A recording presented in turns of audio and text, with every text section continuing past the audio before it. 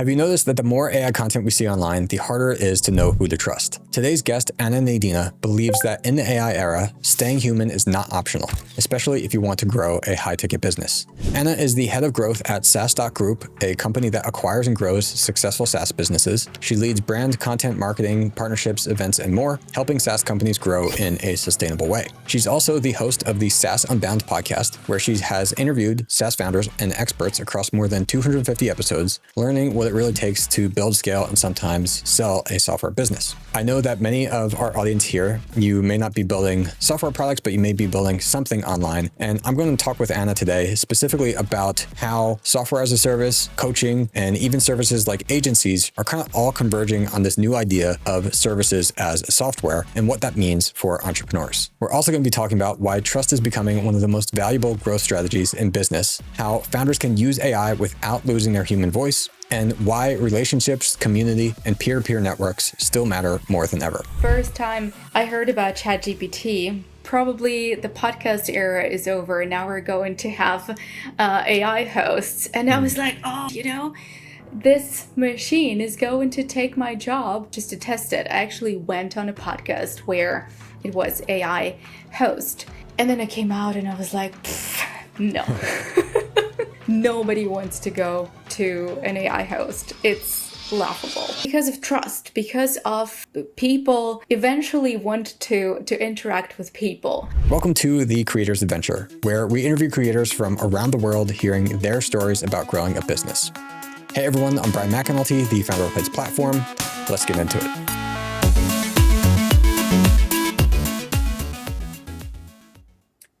Hey Anna, welcome to the show. Hey, thank you for having me. My first question for you is, what would you say is the biggest thing that either you did or you are doing that has helped you to achieve the freedom to do what you enjoy? Oh God, that's a good one. So I think the biggest thing is just figuring out what I am and what I enjoy. So basically what I mean by that is that I think I always wanted to kind of be out there and in a way to show off what I do and what I like and how I think. But, maybe it's a cultural thing. I was always like a bit too like, oh no, don't go out there. Don't, showing off is not, good girls don't do that. And I was always kind of keeping it to myself. And, lately, I think 4 or 5 years ago, I started getting these opportunities, and honestly, I'm super lucky to be getting them, to create a brand, to actually do a little bit of that on social media, with building brands, with building products. And I thought, hey, you know what? Every time I am myself, there are more and more people coming into the network and more people my kind of people that want to listen to this. And I thought, wait, well, that's not what my mama said, but it's working. And yeah, once I kind of stopped, trying to push it down and trying to be, politically correct or whatever you want to call it, it all started coming together. And I mean that in my career, in my network, in my creative life, in my personal life, you choose. But yeah, okay, I'm rambling. So finding your own voice, I think. Yeah, I think that's important too. And I've talked about this with other guests on the show as well. I'm curious, what do you think about, because I think this is something that many people realize. And for me, in some ways, it was something that there was actually a maybe distinction of I get this, I'm hearing this, I think I am doing this, to I'm truly doing this. And I wonder what your thoughts are, because I think sometimes maybe we are maybe apprehensive about doing this because we feel okay, maybe are we going to alienate what our actual audience is, or is there actually an audience for the way that we are in some ways? But I think that any thoughts around that might be around that, just because the people immediately around you in your neighborhood or workplace or whatever are not exactly like you, that doesn't mean that there isn't millions of people out there that might be like you or resonate with you. Or absolutely. Oh my God. I mean, easiest thing to do, I think, go to Reddit and type the most unhinged thing that you've ever thought. And there probably will be a thread where people are raving about it and you won't be alone. And obviously, yes, you will alienate people. And like I recently started posting like, just a talking head kind of videos. I did them on LinkedIn as well, but I started on TikTok, partially because there's absolutely nobody, like none of people I know are on TikTok. So I was like, okay, so whatever. I'm also based in Thailand, so it shows, I guess, only in Thailand. I'm not very strong with TikTok algorithms. But at the same time, I thought, hey, I'm going to start. And the more I did it, the more I was like, wait a second, I love being a host, and I always kind of thought, I'm just going to stay a host. I like to ask other people things, and you kind of go behind and you let other people shine, right? As a host, you probably understand. And then I started sharing my opinion, my experience, and my knowledge more and more. And people started coming together. And then I started doing it on LinkedIn. And I thought, oh my God, all right, I'm definitely going to lose some of the audience. Not the worst thing to happen on earth, but still, I've been growing them for 4 years. So that was a little scary at first. But yeah, I mean, 15 people are going to leave. So what? 15,000 may find you because you're shining through. And the moment it clicks, I think the moment you start feeling free, I don't know if it makes sense, right? But you start shining through and you start feeling like, okay, that's what I'm supposed to be talking about. That's your moment. Continue, and like I said, there are so many unhinged and completely like batshit crazy stuff on the internet that people love. You're definitely going to find your audience. Real quick, Brian here. You know me as the host for this podcast, but what you might not know is I'm also the founder of Heights Platform. It's an all-in-one platform that over 10,000 creators have used to build their online courses, communities, and digital product businesses. We recently added some awesome updates to Heights AI to help you turn your idea into a viable business. Heights AI can build entire product offers, review your content, and even coach you on how to grow. You can try it for free for 30 days, links in the description. Now, back to the podcast. We've seen that you said that staying human in the AI era is still one of the most important things for growing a large business or businesses selling even like high ticket type of products. What does staying human actually mean to you? Okay, so why I was talking about that, just a little bit of a story here, right? I'm coming from a company that acquires other companies, right? So why I was talking about big tickets was because we were giving people millions of dollars, right, for their companies to acquire their companies. And when I joined, honestly, I knew, well, to be completely transparent, zero about how these things are done. And I thought, okay, instead of like trying to become that title that I was given, and my title was head of growth, and kind of grow it as a product and, talk about our features and how we're faster and how we, think about valuation and stuff. I thought, I'm going to do what I do best, and I'm going to work with community. I'm going to work with the network. I'm going to bring people together to talk about that and to tell me what I should tell them. Because exiting a company often is just a once in a lifetime opportunity, right? It's not like you're selling your B2B SaaS every 15 days. And people don't know what to expect. And a lot of times they think they're asking very stupid questions. And I want to come back to that. There are no stupid questions. And I started going through building the brand where we were, I want to say, the coolest M&A company out there, right? The coolest meaning the most accessible, the friendliest, the most kind of, no strings attached. We're building a community.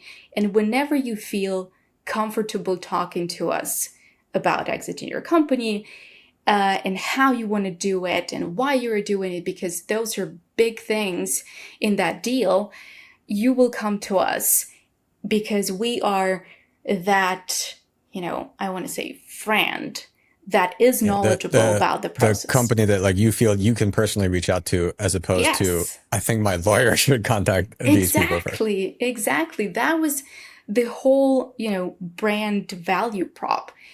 And obviously, when AI came, I thought, wow, okay, I can automate so much stuff and I can create way more content, and I can generate 1,000 blog posts, so our SEO is better.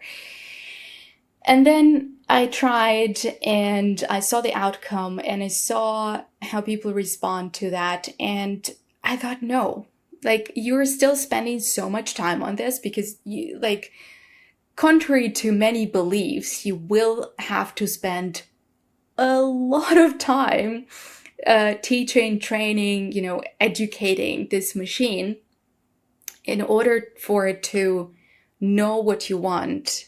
And you'll have to keep doing it because, well, it forgets, right? And then the model changes and you have to retrain it. You all know what I'm talking about. So I thought I will rather go slower. I will not engage in any ads or, AI generated content. I will still be that little island of authenticity and, friendly approach where people feel safe rather than, just try to ramp up our AI visibility, which hot take, I don't know, maybe that will lose me some audience on LinkedIn, but I think is at this point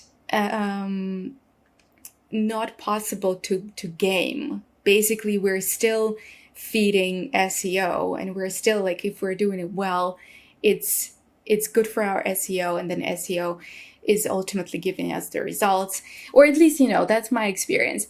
But well, so yeah, I have some thoughts on that. I recently saw that I forget who published the stat, but I saw something recently that they said that something about the visits from like AI searches or like AI sources were more likely to convert than like traditional organic traffic or something like that. But this, I think, goes along to agree with what you say about that. It's not really possible to game it, because the reason I believe that that would convert better is your customer is already like finding the thing that they were looking for because of what they told the AI. And so it's not like, oh, I told the AI, I just want like whatever. And then so I gamed it because it's always recommending my brand. That's not how it works, I don't think. I think customers are talking with the AI. The AI understands this is what this specific person is looking for, and here's why this solution kind of fits that. The great thing about that is like the AI is in some ways doing the work of selling your product for you. And so I think we have to reconsider almost like what goes on the landing page, because people aren't even reading the landing page, but the AI is using it to inform the person about the thing that they care about and how that connects to your brand.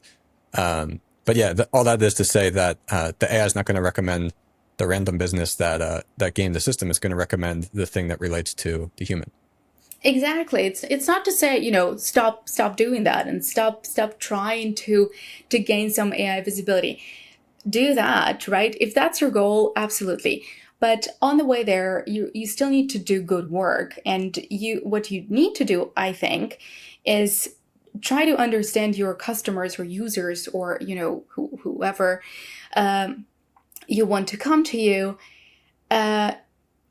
you have to understand them so much better so that when they create that prompt, right? So the biggest difference, right, between Google and ChatGPT or whatever you're using is that now you can tell it everything about yourself, everything about your case, everything about your budget and your team and what you want to do after you purchase something. And that's exactly what you have to capture. And in my view, if you're building a brand, you have to be super sharp on that and then put it everywhere around your website, platform, landing page. And then that's going to be your truth and your brand and something that people would want to relate to. And that's what you're selling afterwards. Yeah. I want to talk about that. I've heard more and more people talk about how, especially in the software side of the business, it's become more about selling the outcome. And I talk about this all the time because most of our audience is like course creators, building a community membership, a coaching business or something like that, where 100% that's what you have to do. You have to sell the outcome or the result that you're going to provide.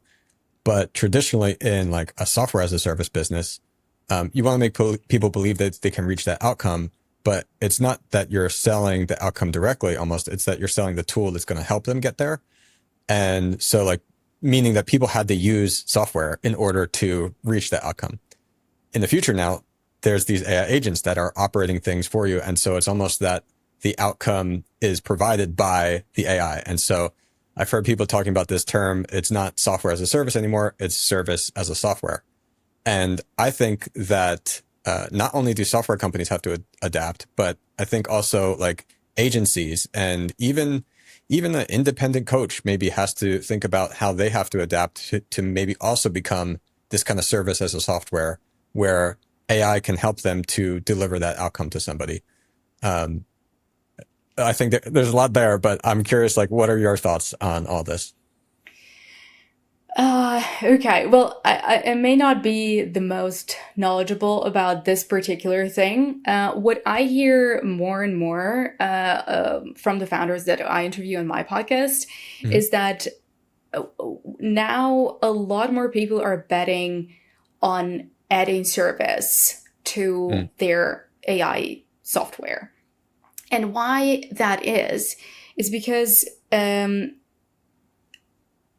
trust, because of, people eventually want to interact with people, because there is so much automation and frankly, not especially in the consumer tools, consumer products, there's not much understanding of what's actually going on. So I'll give you a quick example, right? I'm talking to this founder who built a tool for handling taxes, right? And it's essentially it's a pretty simple layer that will tell you, okay, this year you're going to pay this and that, and this is why. But if you're handling something a bit more extreme, you have, I don't know, a couple more companies on top of that to run, and you have payroll, and you have this and that, and you have, I don't know, properties. So it's a bit more of a complex thing. And you're not sure if AI is just the best thing to go with, right? Because it has to understand all of the things. Like, for example, take the US, right? Every state has some kind of a different taxation. And what they're offering, what their bet is, that there will be a person, if you want to go full throttle, there will be a person attached to your account and to your tool that will make sure that AI goes where it's supposed to go and takes care of what it's supposed to take care of. And that's an additional thing that's going to be with the product. And looking at it from an acquirer perspective, historically that's always been a bit of a red flag because services are not scalable. But from a brand person perspective and a person who believes that there should be trust when there is something new that we're adopting, I think that's a brilliant idea, and I'm actually very curious to see how it's going to work. Yeah. Yeah, that's a great point. I think that can kind of help speak to those who might be like apprehensive in this of like worrying like, oh, is AI somehow going to replace me or something of what I'm doing? And I think it's not. I think that there's going to be ways that we adapt and things that we do a little bit differently, maybe. But the human is very important still in all of this. And so I'm very much against the idea of, yeah, let's use AI to put out endless, whatever content code, whatever it is, because my belief is that like business is just how you do things. If you look at like the Apple versus Windows, and like there's a very particular way that Apple goes about developing and building their products, and that's what made them stand out. And so if everybody uses the same AI and the same AI agents to just put out anything, there's no differentiator there. So it all comes down to how you're going to do things. And then I also heard somebody say that you can outsource your work, but you can't outsource your understanding. And this is what you're getting at here, where like if an AI is doing a tax thing for you, but then the consumer has to have confidence and trust in what's actually going on there, to be able to have a human who is doing the understanding part and is able to add that trust in is really powerful. Yeah, because I mean, AI does not have accountability. Like, who are you Yes. going to to Yeah. make accountable when there is a mistake, right? Yeah, exactly. And I'm blown away by seeing people talk about how like, oh, AI, it deleted all my files or it deleted my code or it messed up the production or something like this. yeah, And you have to be careful. Just don't give it access to things like that in the same way that you would like maybe allow a human to be in touch of that, but you just tell them not to. You can't do that with AI because with a human, there's incentives. Like yeah. there's a relationship between you and the human. Maybe they have a job. They don't want to lose the job. AI has nothing to lose. And even if it has the best intentions, there's still no like actual incentive there of, I guess I'm going to just try this. So Exactly. And to your point of, people thinking about AI taking their jobs, I have a tiny hypothesis to share here sure. about the fact that, what are the best tools right now, allegedly, that run with AI? Those are coding tools, right? Why? Because, well, engineers, developers are behind them, right? So therefore, it's just way easier for them to, generate systems that work for them.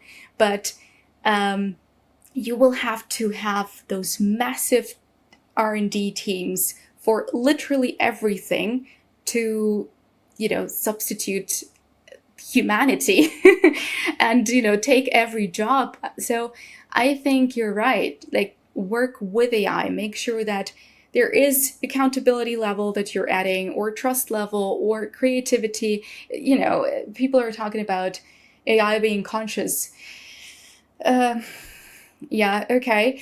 But it's not very tasteful, right? Hmm. Still, you can add so much. You just have to work with it, not against it. I know it's a bit of a, fight or flight kind of situation here. But yeah, nobody is there to just take your job if you're really good at it. Yeah. Yeah. I agree with that. And yeah, there's my take on like how it's useful for coding, because that's how I use the most of it. I'm using like 2 billion tokens per month through our own coding agent of how it's Did you building our get your software. what is We're it? The we're trophy? technically doing it through Azure and not directly OpenAI's Okay. endpoint, so they're not counting it towards the plaques or whatever. Oh no. But yeah, maybe soon. Yeah, it's interesting to see because while I know it works for that very well, and I've been able to utilize it for that very well, like for other things, it's not going to be the case. And if you told me I have to be able to use hundreds of millions or billions of tokens to have it accomplish something else, I would say, well, I don't know how I can do that and feel that it's actually valuable. because code is something that can be like verified, like math. And it's like there is an end solution here. It's going to work or it doesn't work. But with other things, like even like content creation, there's all this nuance in like being a human that AI is not in touch with. No, absolutely. And I remember, the first time I heard about ChatGPT, and the founder I worked with at the time came to me and he said, well, okay, probably the podcast era is over. Now we're going to have AI hosts. And I was like, oh shit, this machine is going to take my job. And then just to test it, I actually went on a podcast where it was AI host. And then I came out and I was like, no. Absolutely not. Nobody wants to go to an AI host. It's laughable. Maybe it's getting there. I don't know. I don't want to anger the machine, but not yet. Well, what do you think for somebody who's like a solo entrepreneur or maybe an entrepreneur with a small team where you've got limited time? What are some practical ways that you can use AI without losing your voice or your values or that like personal connection with customers? Oh God, how much time do you have? I mean, there are so many ways, right? And we can talk about like agents and the army of agents doing content versus your army of agents doing sales. I don't want to go that deep, to be honest, because I think if you are using, say, Claude as a chat, plus a few connectors, you're already on a very good track and you can accomplish already so much. What I would like to say is definitely build guardrails. And at the same time, I'm not going to say it's going to work all the time. Like, I will give you a simple example. I do use Claude for my podcast to give me the timestamps. So, just kind of more of a technicalities. Timestamps, links for, the founder I interview, for the domain of their company, and like little things here and there. And it used to work for a couple of months amazingly well. It was saving me time. And I was like, okay, well, I found this great use case for AI for my particular thing. And just yesterday, I had 2 podcasts in a row. And I was like, okay, before I forget, I need to like put all the quotes that I liked and ask it to generate all the links that I need.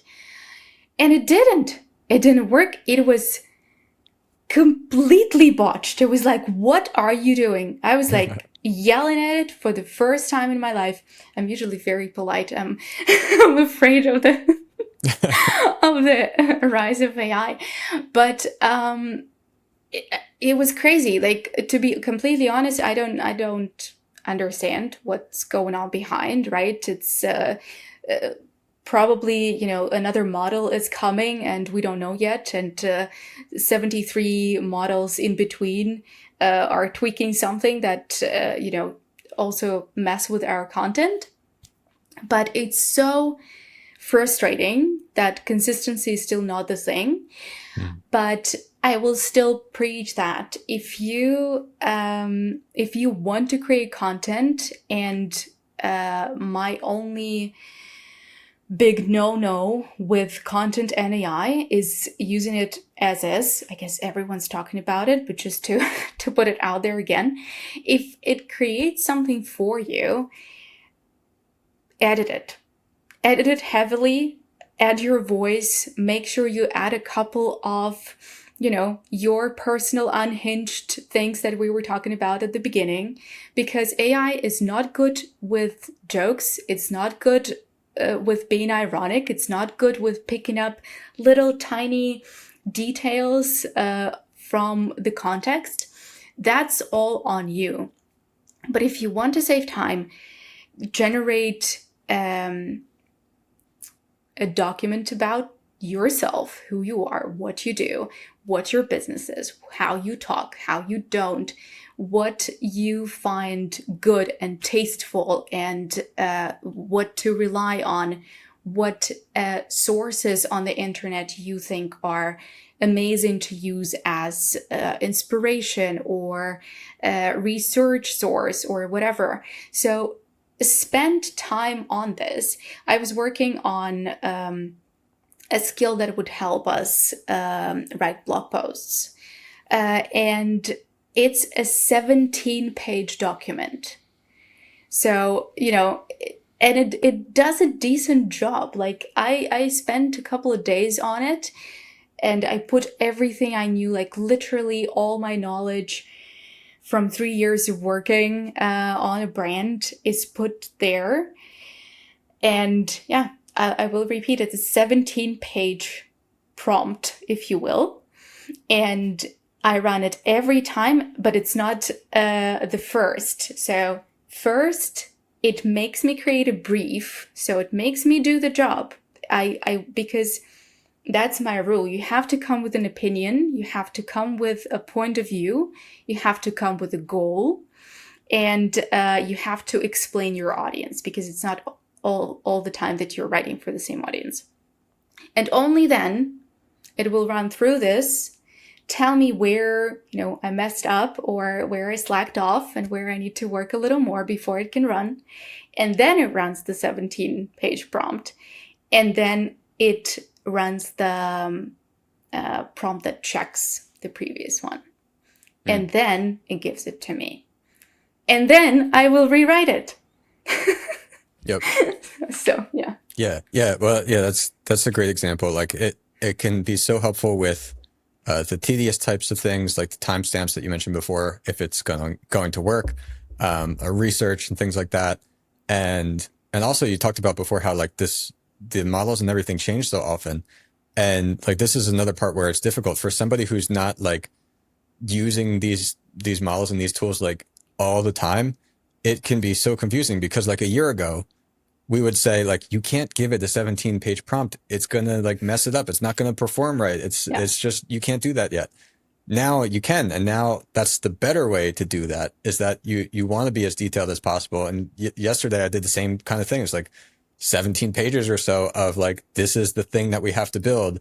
And that was developed from me going back and forth of like answering questions to determine with it, like, this is the thing that I want. And this is how I think we should approach it. And then learning about like, what are the pieces I don't know about, putting that all into this giant document that it had to be able to reference. And yeah, now that is the way to work with it. I would also share, like, what do you think about, because you mentioned that sometimes like it doesn't work and how frustrating that is.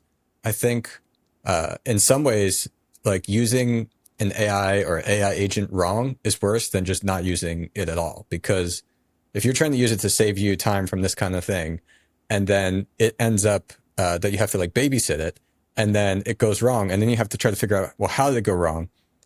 If it was trying to save you time from doing like the tedious thing, but then now you're trying to like debug the way it went wrong from you doing the tedious thing, like that's even less fun than just doing the tedious thing yourself, right?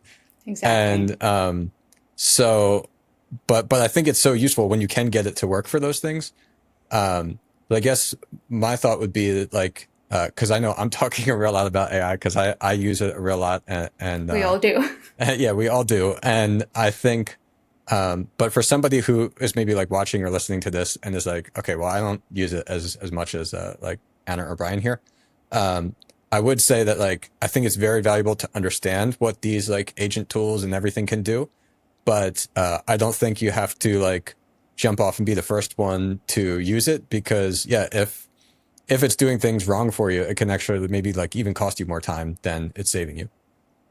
Oh, absolutely. I can give you a very easy example. I think just maybe less than a year ago, maybe eight months ago, I felt this crazy pressure, like peer pressure, LinkedIn pressure, all kinds of it, for marketers to become engineers. It was everywhere. If you're a marketer, you have to become an engineer and you have to do your own automations, NA10 stuff, and, agents and all that stuff. And okay, well, I thought, okay, I give up. I'll go to NA10. And who doesn't know, NA10 is actually a very technical thing. It was built for developers to automate certain things in development for code. It's actual code. When I first saw it, I was like, I don't know code. What are you talking about? How did everyone just magically upload that knowledge into their brain? And why am I behind? And it was very frustrating. And I spent, 3 days? I'll be honest, I rolled out of bed and into that, and then from that into my bed, and that was my process for 3 days.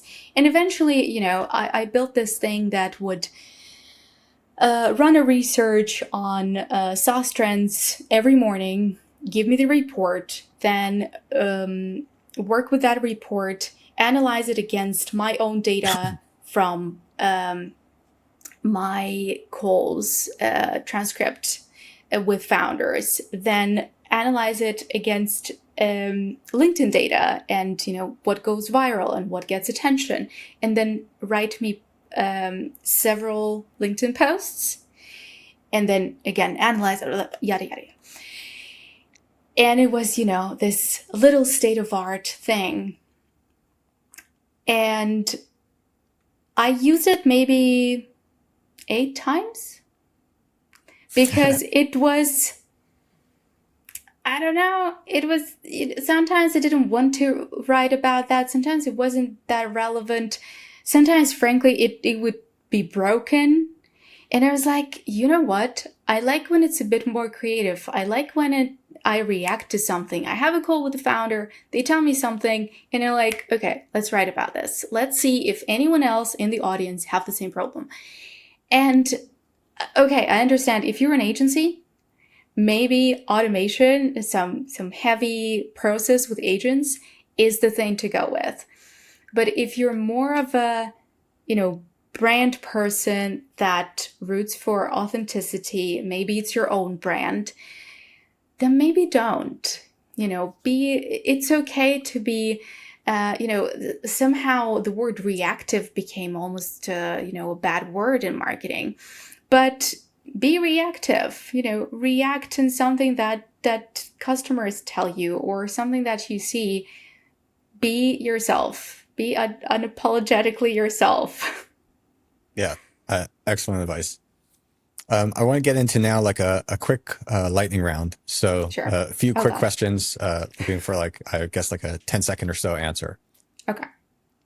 So what is one thing that companies are getting wrong about AI marketing right now? That it can be done fully with AI, without a person, that they can fire their marketers. That's very wrong. That's not true. Don't do that. That's a mistake. It's a trap. Do you think AI generated content is making brands sound more similar? Yes and no. Depends on your marketing team that you did not fire. Can AI help build relationships? Oh, that's a tough one. Yes. I think yes. If you're both into AI and it's something that brings you together, then why not? Well, what about the idea of I don't think this really exists in a great way today, but what about the idea of if AI could be able to tell that okay, these people share these similarities and kind of help people connect to more like-minded people? Wasn't that like a movie or something about that? Probably, or was it yeah. Black Mirror? That's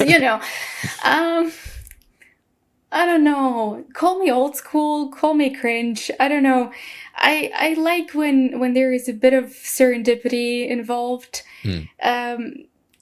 It's good. I'm not saying it's wrong to do that. I mean, there are dating apps that do that already, right? And it works. And allegedly, people get married. And in 20 years, we'll probably have some statistics to see if they grew happily ever after. But yeah, I don't know. If you have an opportunity to go outside and find somebody to talk to who's real, then do that. Yeah, it sounds good to me. What is one human skill that will become more valuable because of AI?